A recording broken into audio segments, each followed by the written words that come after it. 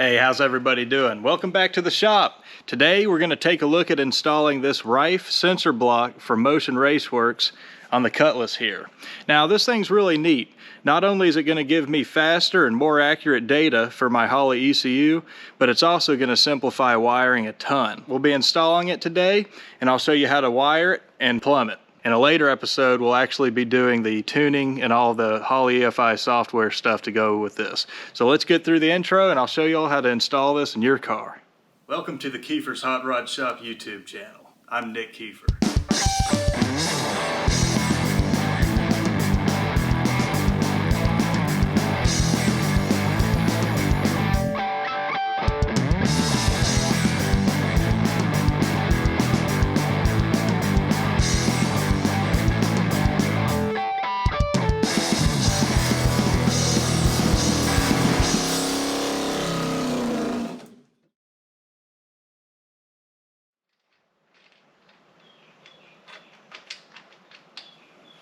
Hey guys, and welcome back.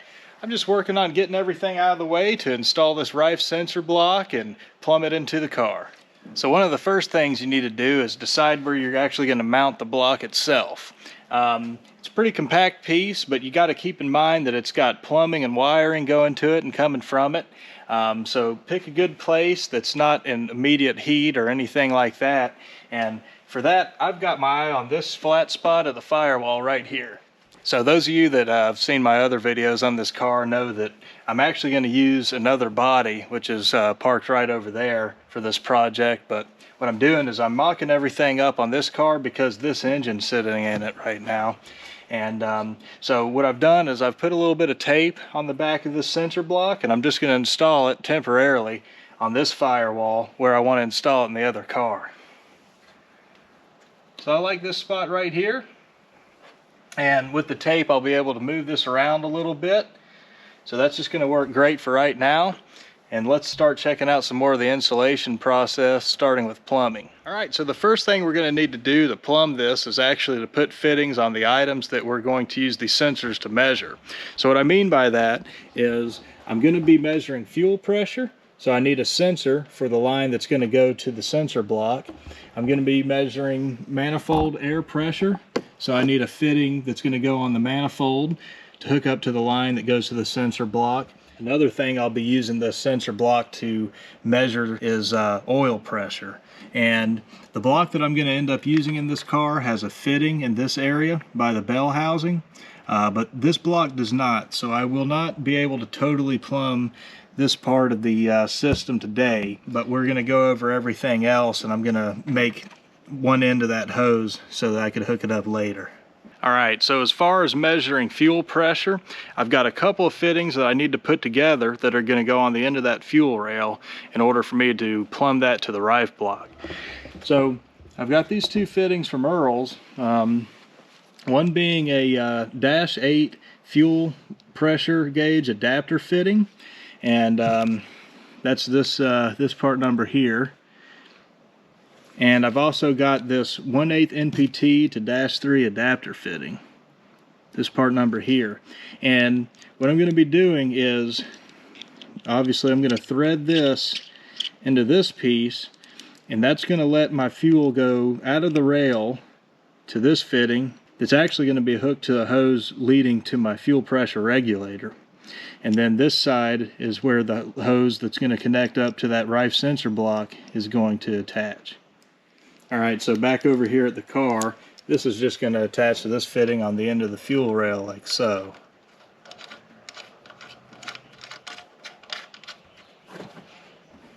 And the beauty of this is I can aim it in a variety of directions here.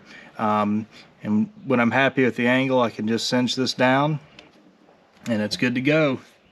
Alright, and so for map pressure, I went ahead and removed the distributor from the engine to gain access to this area in the back where I put a 1/8 pipe to Dash 3 AN fitting for that hose leading to the Rife block.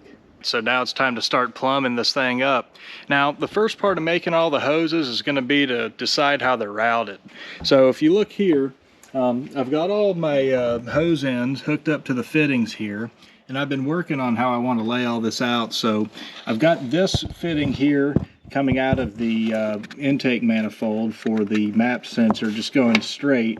And the reason for that is I want to clear this blow-off valve here in case it has to open.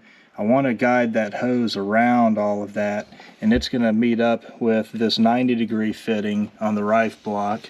Up here, looking at the fuel pressure stuff, I've decided to go with a 45 right here and then a 90 here. But what you want to do is you want to give it just a little bit of slack, just so that any kind of vibration or anything is dampened just a bit, as much as you can manage at least.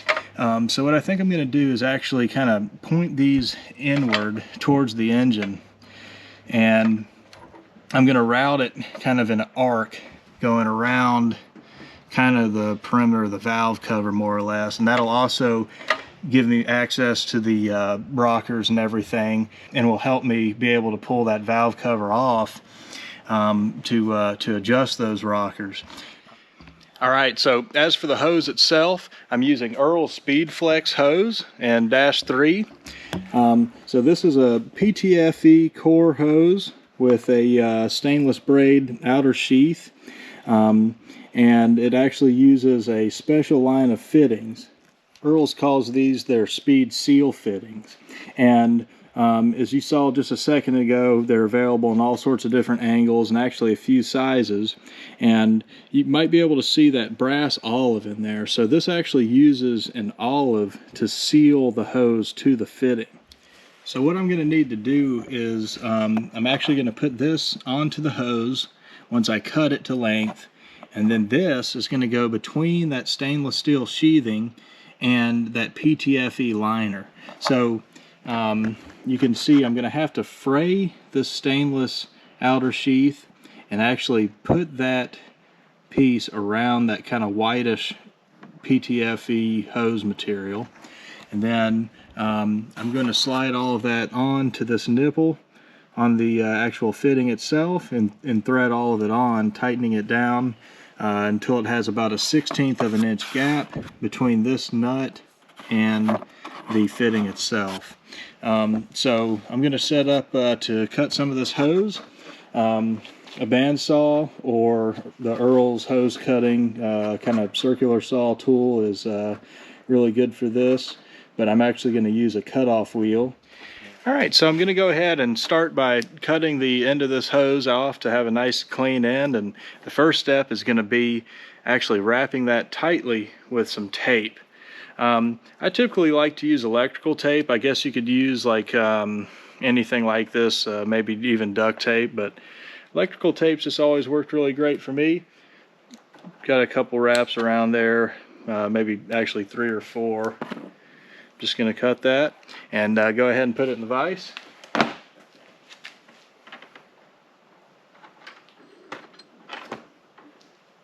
I don't want to squeeze the hose flat by any means, but I do want to secure it. And I'm going to go ahead, use the cutoff wheel, and just cut right through the middle of that tape, and then we'll peel it off and check it out after that.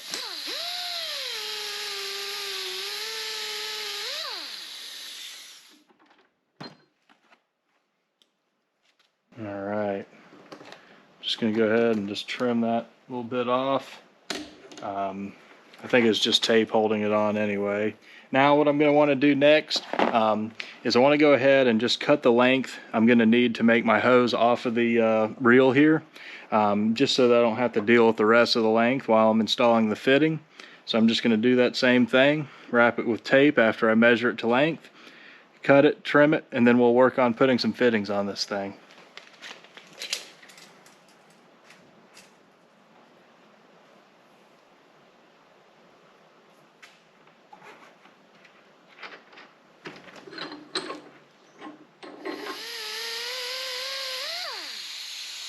Alright, so once the hose is cut, I'm going to want to go ahead and just pull this tape off, and then check this thing out for any high riding wires. So this outer braid sometimes can leave some wires that are a little high, and just to kind of smooth the installation process, I'll just take some side cutters and trim those down just a touch.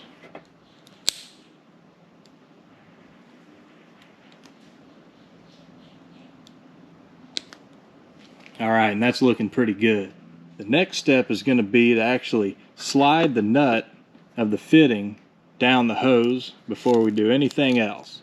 It's a little tricky to get started on there sometimes, but if you spin it a little bit and just kind of work its way through, you'll get it. And then the other end of that hose will actually keep that in place. All right, so now let's go ahead and prepare the end of the hose to install the rest of the fitting. I'm actually going to take a countersink and deburr the very end of the hose here just to get the little bit off that might be left from the cutting process. And then next, I'm going to want to blossom the end of that sheathing against a little metal ledge, kind of like the jaws of this vise. And what that's going to do is it's going to allow me to install the olive that's part of the fitting. Now once we have the end of the hose all prepared, we're going to go ahead and install the olive. And then we're going to want to press it really firmly against a nice flat hard surface like the edge of this vise to seat the hose all the way into the olive. And you'll just want to look down there and make sure that that inner hose is seated all the way against the outer edge of that olive. A good step to take after that is go ahead and take a drift like this and just run it in there a little bit, spin it and push it just to make sure everything's cleared out of the way for the nipple of the fitting. Next, we'll go ahead and install the soft jaws in the vise. I got these from Earl's. And then we'll go ahead and secure that fitting into the vise.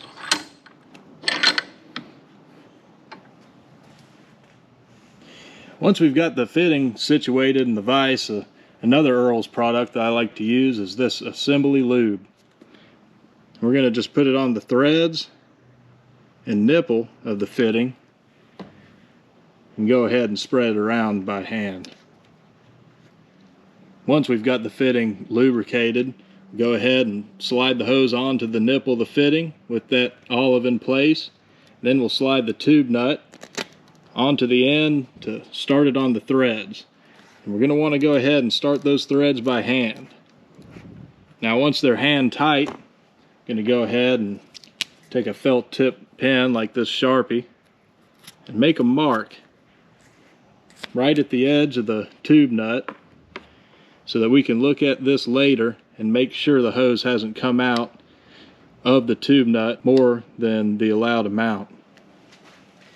The next step is going to be to go ahead and tighten this down.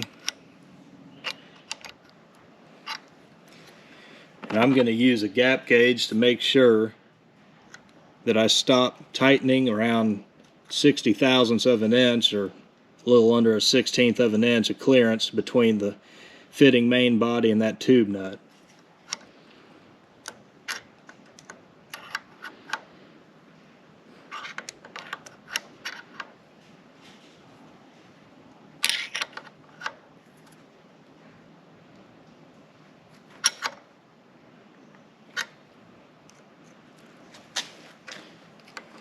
Alright, perfect.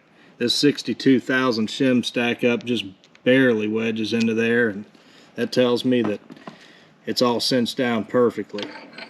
The next thing we'll want to check after we pull the hose out of the vise here is just to make sure that that mark didn't migrate any further than 1/16 of an inch away from the outside edge of that tube nut.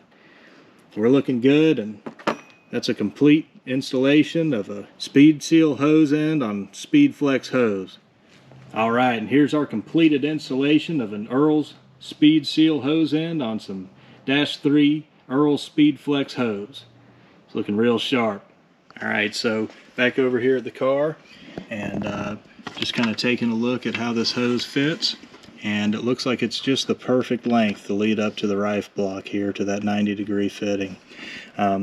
So that's awesome. Going to take it back over to the bench and go ahead and we'll finish this hose.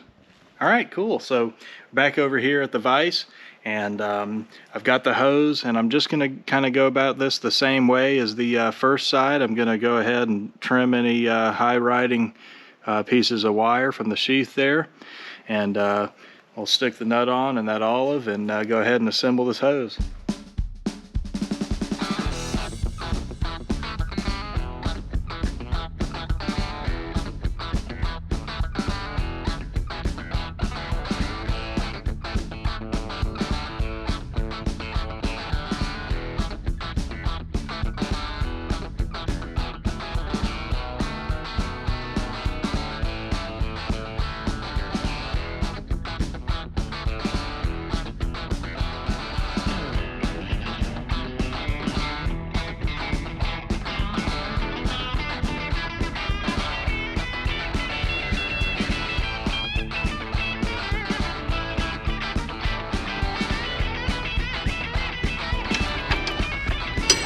Alright, cool.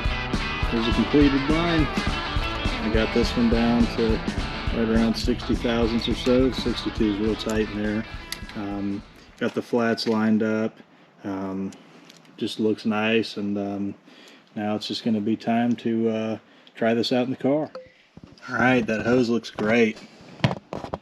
Just loops right around over to the sensor block. It's got plenty of material for handling vibration, and it's nice and tight against the firewall back there. Plenty of room for that blow-off valve, and that's looking real clean. Now it's just time to go ahead and make the line for the fuel pressure side. Alright, let's make that hose for the fuel pressure.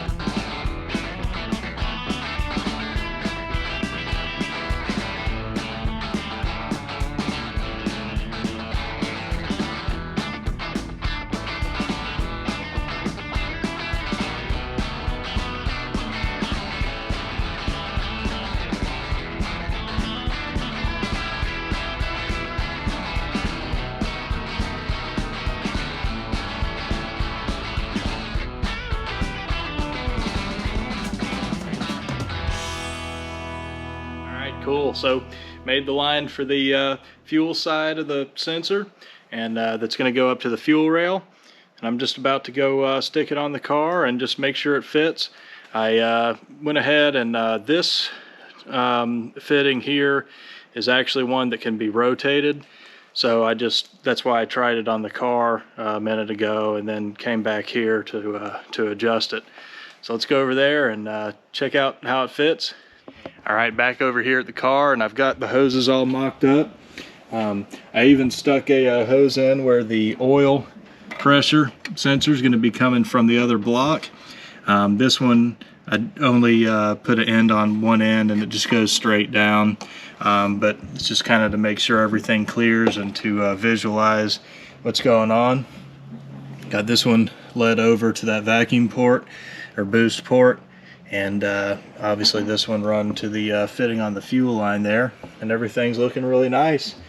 So now it's just time to start on the wiring.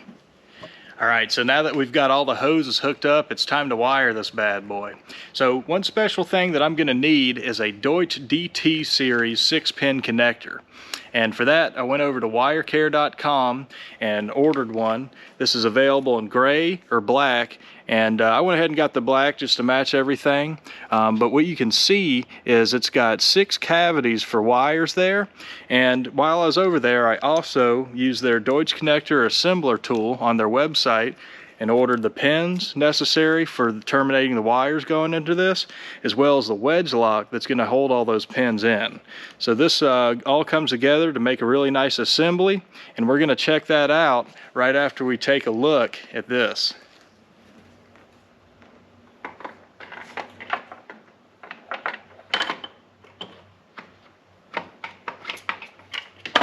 Alright, so I went ahead and put the distributor back in just to make sure I've got room for it when everything's all routed. And the plumbing and everything's looking great, but what I need to do now is decide where I'm going to cut those original Holley wires to be terminated to go into that Deutsch connector and plug into the Rife sensor block.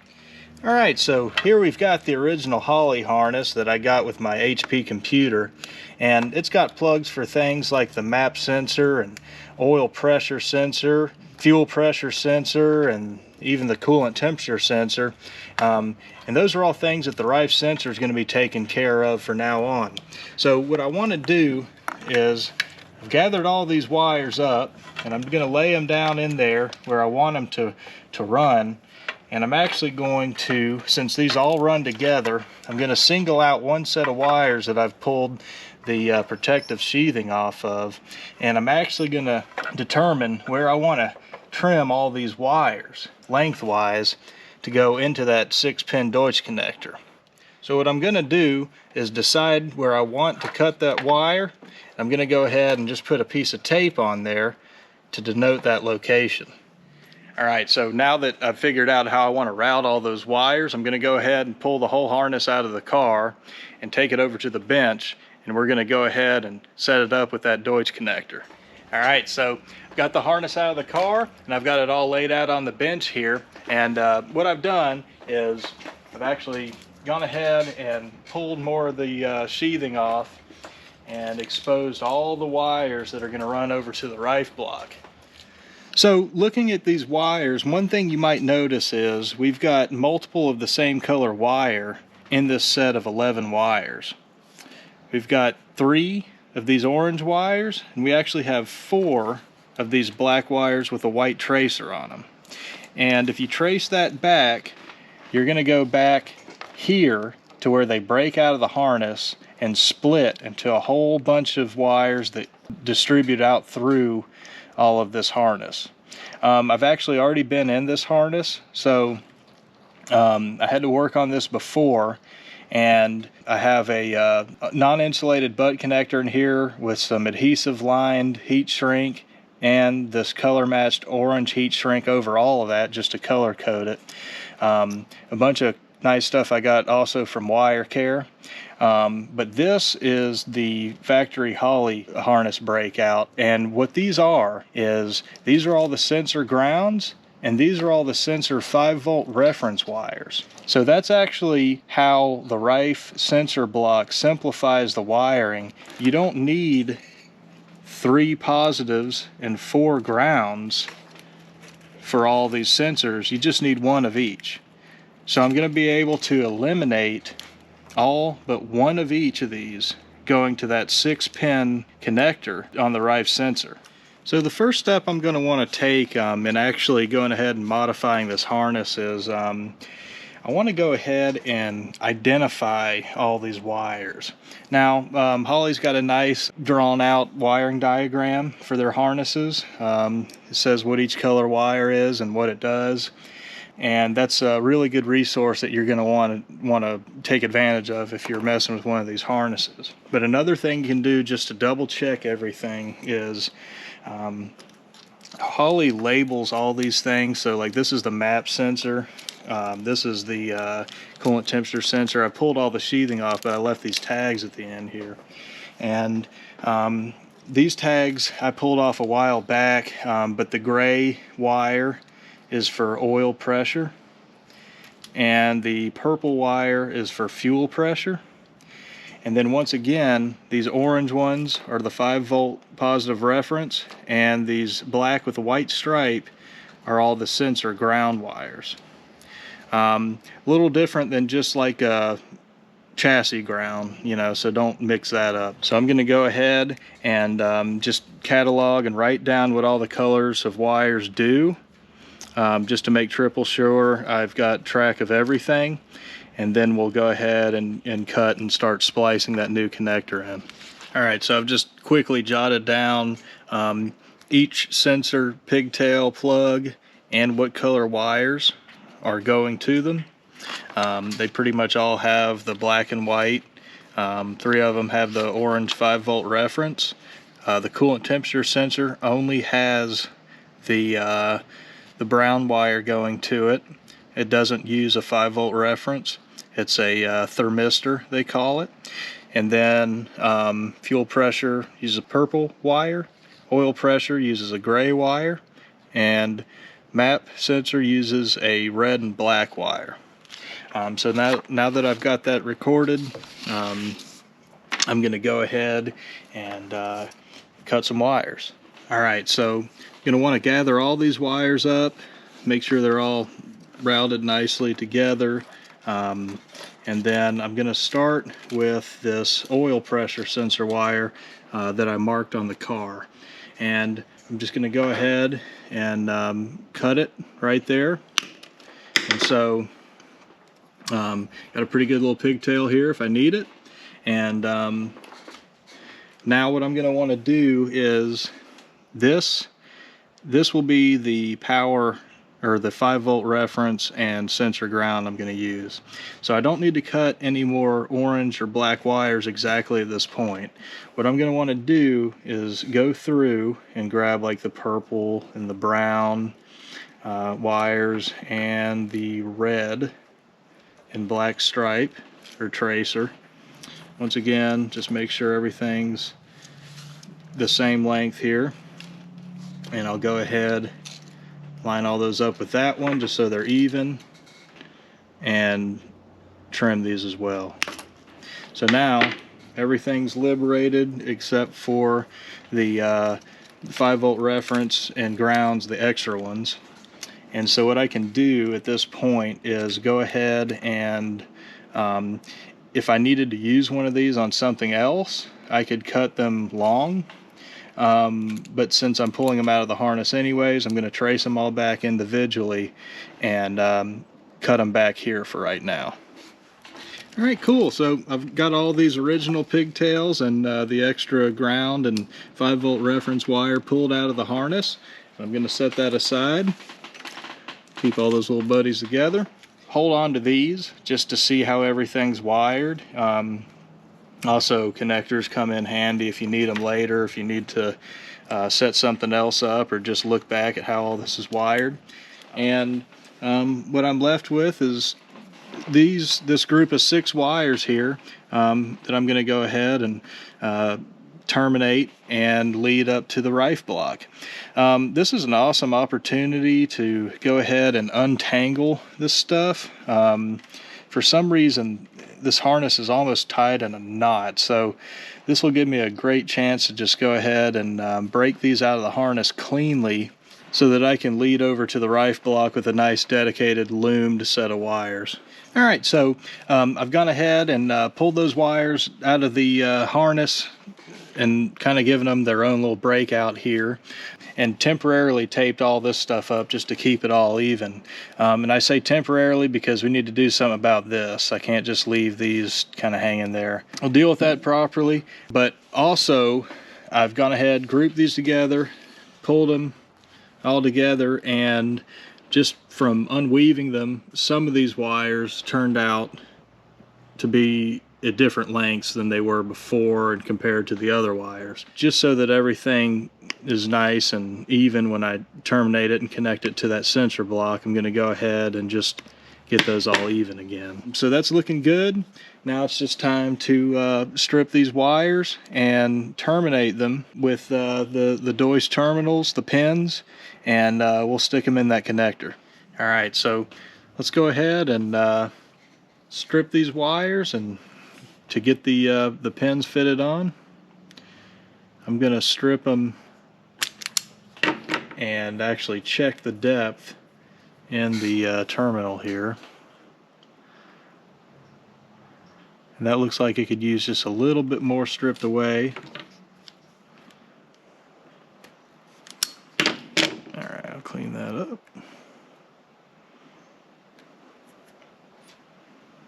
Let's check this out.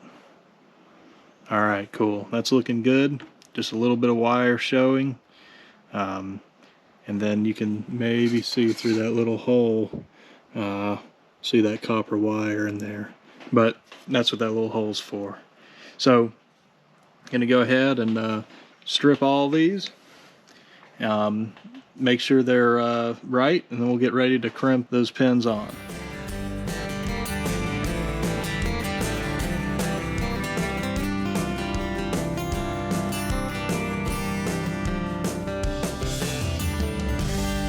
Alright, cool. Those are looking good. I'll get ready to crimp these barrel pins on. And actually, this male connector uses barrel pins. They're female, and they go into the male.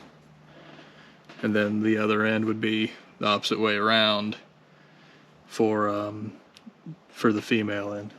All right, so now that the wires are all stripped, it's time to put the little terminals on, and that means we have to use this tool. So this is a Deutsch crimping tool, and there's a couple settings on it that you have to take care of first.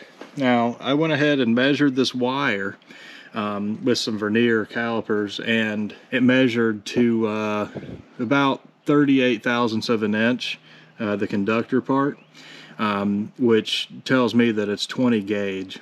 And so that's what I'm going to want to set this tool to. So if you can see, it's got just a variety of settings on it, and both in millimeters squared as well as American wire gauge, AWG. So I've set it to 20 gauge here, and then this other adjustment with this green set screw here, and well, actually green adjuster screw and this set nut comes into play when you actually put one of the terminals into the crimper. So if I put one down in there, what I need to see is that, and I can feel it with my finger too, that needs to be flush with this surface here. So if you can see that depth is adjusted by this screw and locked with this set nut. So at this point, I'm going to go ahead, use this tool to crimp these barrel connectors onto these wires. It's a ratcheting tool, so once you're committed, you're committed. All right, let's go ahead and crimp these up. So I've got the little pin in there, or the barrel connector, and I'm going to go ahead and put the wire in. And something I just found out, it's actually spring loaded, so you know when you're pressed against the bottom of the thing. At this point, I'm going to want to hold the wire in there and just squeeze the lever here, and you have to squeeze pretty hard once it really gets going. And once the crimp is complete, it'll release and you can pull it out, and there you go. Another thing you're going to look at is down into this inspection hole, kind of in the middle there. You're going to want to see that copper wire in that area. So this one looks good. Let's just do the other ones, and then we'll stick it in that connector.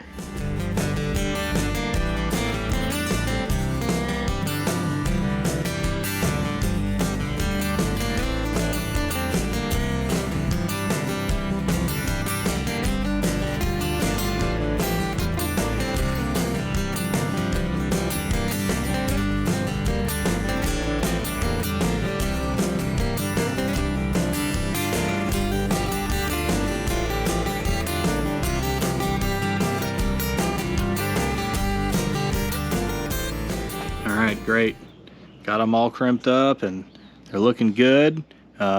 Just want to check, make sure that wire's all the way down there to the inspection hole. All this stuff's looking great. All right, cool. So the next thing we're going to need to consider is actually the pinout of the connector, and that's visible down in the block. Actually, let me hold it this way. I don't think this is going to be really visible. Oh, it goes this way to the camera. You might be able to see there's a little 1, 3, 4, 6 in there, but fortunately this connector is also numbered in the same manner. So if we look at this, we can see, hopefully in the camera, it's numbered 1, 2, 3, and then 4, 5, 6. Kind of goes in like a almost like a circular pattern there, and that coincides with how they require you to wire the wiring onto the connector going into the sensor.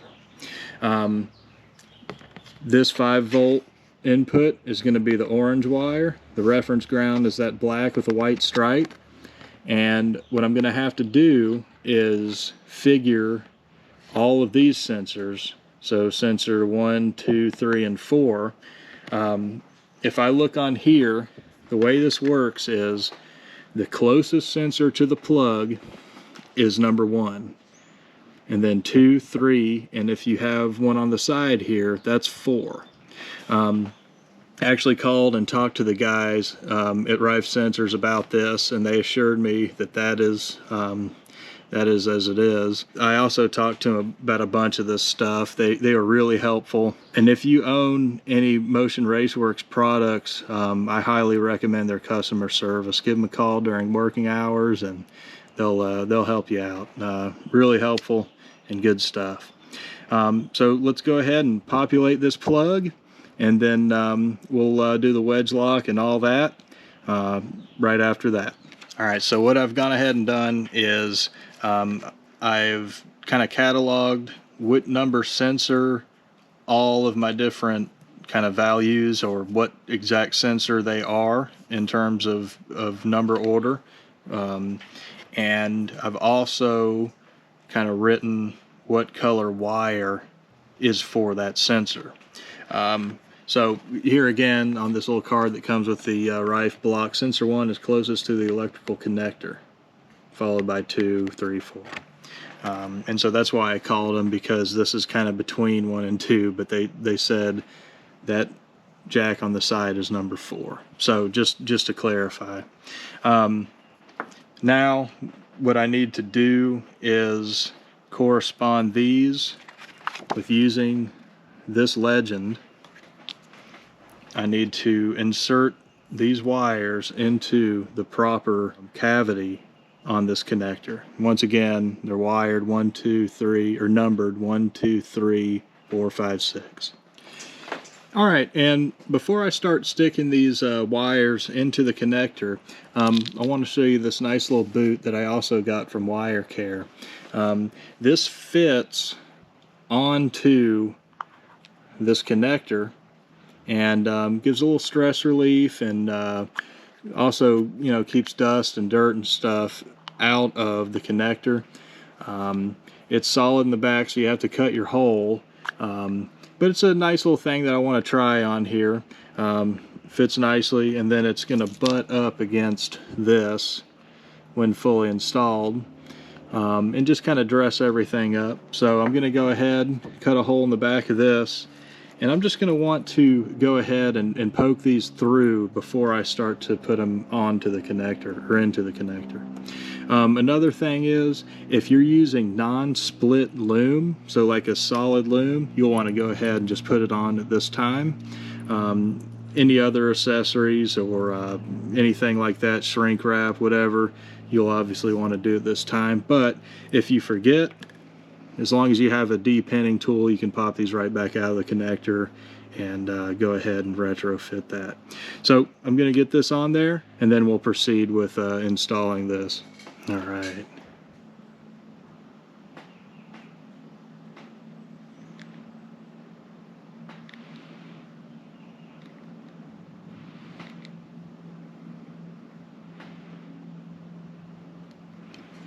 All right, cool.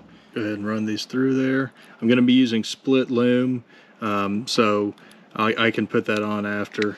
All right, so let's go ahead and use this pin out and start putting these wires where they go. So we'll start with pin number 1, and that's going to be the sensor number 2. And so I know that's the oil pressure, or this sensor. It's going to go down to the block, and that is the gray wire. So I'm going to go ahead and find cavity number 1, and I'm just going to go ahead and stick this in there and let it click in. So that's in there.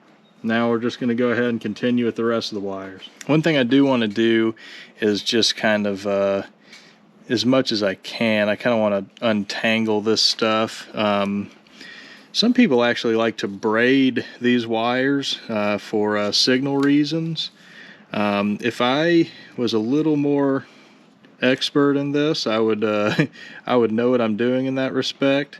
But I just want to kind of arrange these nicely, just so that they they loom nicely and aren't all knotted up. So our next pin, number 2, is the sensor number 3, or this one, and we can see that's the 3-bar map sensor. And so we know that that is the red and black wire. So I'm going to go ahead, pull that through the harness here, and I'm going to try to arrange that so that it's not all tangled up once again. And we're just going to place that in the number 2 hole, and that's perfect. The next one's going to be our 5-volt DC input, so we know that's the orange wire.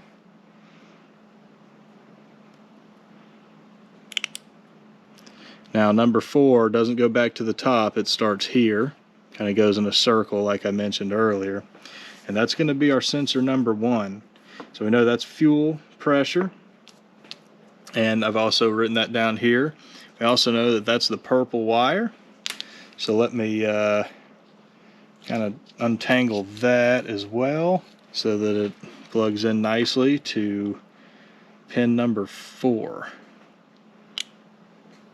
Sweet.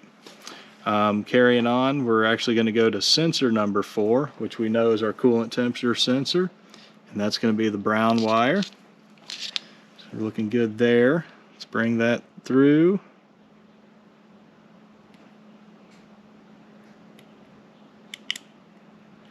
And then finally, pin number 6 is our ground, reference ground, and we know that that is black with the white tracer. So that's just going to pop in here.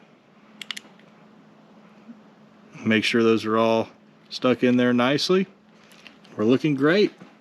So the final step for this is actually going to be installing what they call the wedge lock, and that just goes in here like so and completes the installation.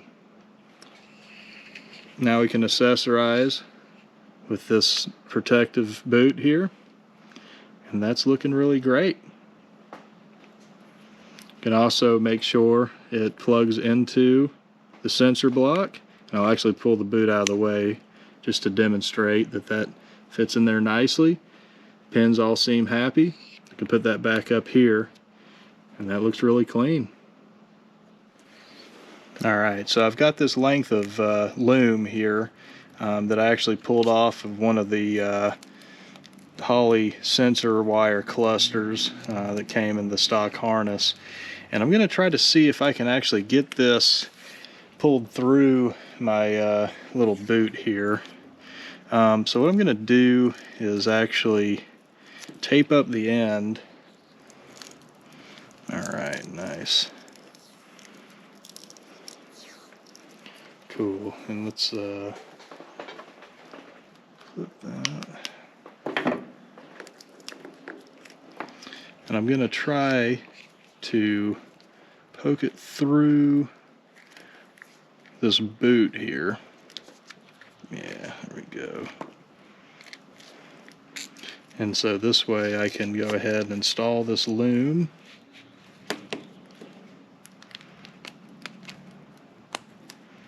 Go ahead and cinch that down up there, and pull this up to here, cover that up, and it looks pretty clean. So that'll be really nice plugged into the sensor, and that should be pretty sweet. These are also available in a 90-degree curved version. Also, I think you can get from WireCare a one that heat shrinks down to everything. You can also get this connector. WireCare actually carries these along with some other suppliers with a barb housing, and you can put heat shrink up to that, and heat shrink all your stuff together. Keep in mind that that is a weather tight seal at the bottom here, so without anything at all, it's typically just fine, but this just kind of helps to keep everything nice and neat looking. So that's looking good. Now let's go ahead and put all the stuff back in the car.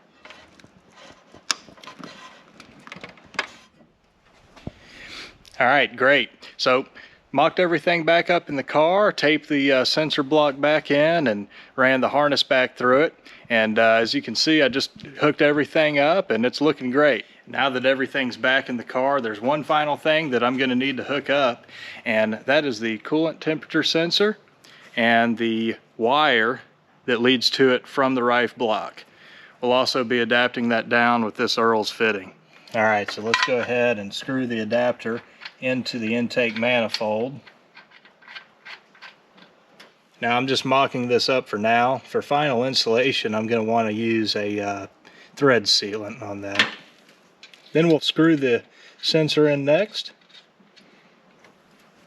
Now let's run this N5 cable to it.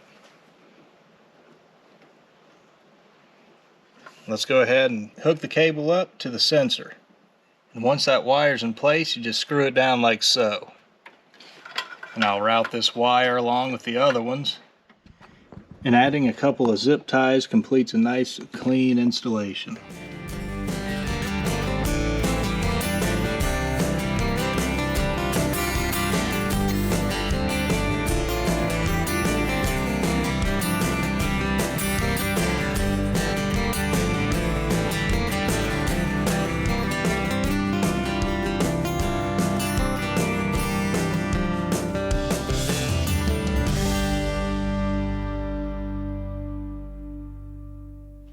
Well, I hope y'all really enjoyed this look into the installation of the Rife sensor block. If you got any questions, there's a lot of good resources out there.